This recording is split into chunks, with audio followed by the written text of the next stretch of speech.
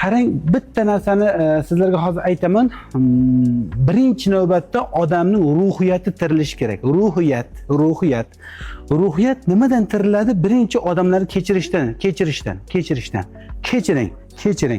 Kechirishning eng oson yo'li odamlar kechirmayman deydi. Nimaga, qanday kechiray deydi. Kechira olmayman. Ishoning, shu gapni aytganingiz sayin tanangiz qotadi hozir. Kechirmayman. Eringizni kechirmasangiz bu jenskiy emas, qotadi. Tuxumdan, bachodon, ko'krak qotadi hammasi. Yoki bo'lmasa erkaklar qahr-g'azab saqlashangiz qotadi hammasi.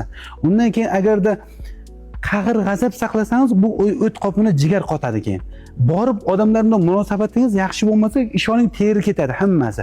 Har bitta narsa odamning fikriga qarab ishlaydi. Chunki mana bu programma. Nima programma joylashtirsangiz shunday ishlab ketadi. Bu nima degani? Masalan, shunday hozir ovqat yeyapsiz, bugun obedlik qildilaringiz. Qildikmi? Ha, qildik. Qalashing. Shuni obed yegandan keyin organizmga shunday ovqat kiradida, shunday kirib, mana 5 ta yo'l turibdi deydi. Bittasi qahr-g'azab, nafrat, alam, yo'da xursandchilik, maza qilib yashash. Siz qaysi yo'lda turgan bo'lsangiz, shu tomonga qarab ovqat ketib qoladi hozir.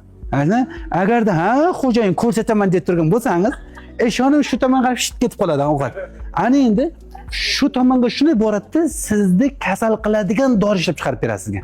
Yegan ovqatingiz kasal bo'lib chiqadi. Agarda siz "Vau, mazzazor xo'jayin, baxtli yashaymiz" desangiz, shunday bu tomonga qarab yuradi hozir.